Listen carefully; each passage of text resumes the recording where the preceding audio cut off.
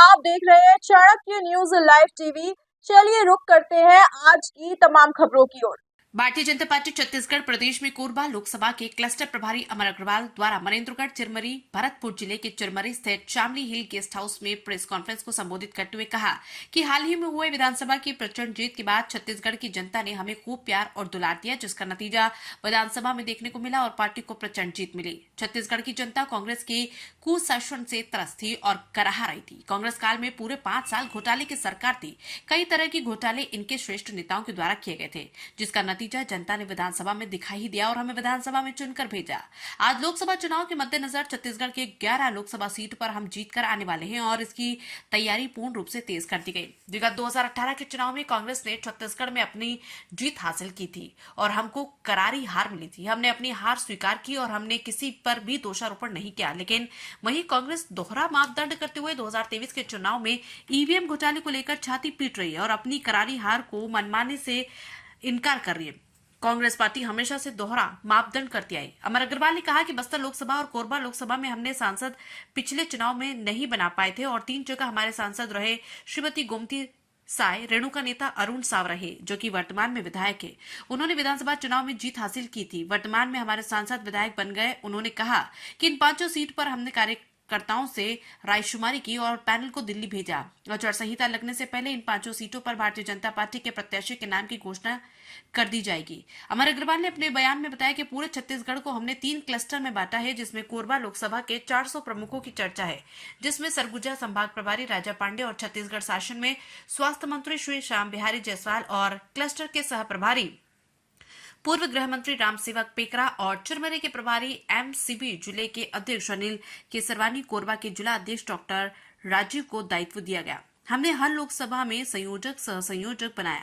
कोरबा लोकसभा के संयोजक भैयालाल राजवाड़े को बनाया। सह संयोजक के रूप में मनोज शर्मा को बनाया है। अमर अग्रवाल ने आगे कहा कि निरंतर हमारी लोकसभा की बैठकें चल रही है। आज कोरबा लोकसभा की बैठक चिरमरी के तानसेन भवन में रखी गई। बैठक का मुख्य रूप से एजेंडा यह था कि हमारे केंद्र सरकार की योजनाओं को आम जनता तक कैसे पहुंचाए। इस पर रणनीति बनाकर लोकसभा वाइज जनता के बीच जाने की और जनता को केंद्र सरकार की उपलब्धियों को बताने के लिए पार्टी तात्पर्य है। अमर अग्रवाल ने आगे कहा कि छत्तीसगढ़ में भाजपा की सरकार को आए मात्र 2 माह हुए। इस 2 माह के अल्पकाल में और विपरीत परिस्थितियों के बावजूद जो हमें खाली खजाना मिला, छत्तीसगढ़ को कर्ज मिला। लगभग 20,000 करोड़ का बजट हमने पेश किया और सबसे बड़ा वादा यह था कि अटल जी की पुण्यतिथि पर हमने मोदी जी की गारंटी पर किसानों को 2 साल का बोनस देने का जो वादा किया वो हमने पूरा किया। लगभग 3600 करोड़ हमने दिए और हमारा एक बड़ा वादा यह भी है कि छत्तीसगढ़ महतारी वंदना योजना के तहत सभी माता बहनों को उनके बैंक के अकाउंट में राशि देने का हमें बजट में पेश किया है और मार्च में उस योजना को प्रारंभ कर देंगे। चाणक्य न्यूज इंडिया के लिए कोरबा छत्तीसगढ़ से ब्यूरो हेड विवेक साहू की रिपोर्ट। उसको लेकर भारतीय जनता पार्टी पूरी तरह से तैयार है और निरंतर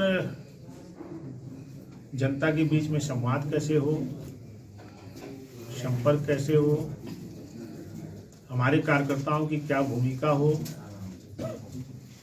ये कार्यक्रम निरंतर हमारे चल रहे हैं। पूरे छत्तीसगढ़ को हमने 3 क्लस्टर में बांटा है। एक क्लस्टर जो है उसमें 4 लोकसभा, जिसमें बिलासपुर, कोरबा, अंबिकापुर और रायगढ़। तो आज कोरबा लोकसभा की बैठक, जिसमें हमारे कोरबा लोकसभा के 400 करीब प्रमुख जिनको हमने दायित्व दिया है, उनकी चर्चा है। हमारी भारतीय जनता पार्टी के जो अंबिकापुर संभाग के प्रभारी हैं राजा पांडे जी और हमारे छत्तीसगढ़ शासन में स्वास्थ्य मंत्री श्याम बिहारी जी और क्लस्टर के सह प्रभारी हमारे प्रदेश अध्यक्ष रहे, गृह मंत्री रहे रामसेवक पेकरा जी, चिरमिरी के हमारे पार्टी के जिला अध्यक्ष अनिल केसरवानी जी। खबरें जो आपको सीधे जोड़ती हैं हमसे, जिनका आपकी जिंदगी पर होता है सीधा असर, खबरों की वही तस्वीर बिना बदले बिना डरे, जज्बा सच का लिए, सच दिखाते हैं। चाणक्य न्यूज इंडिया, हम हैं हिंदुस्तानी।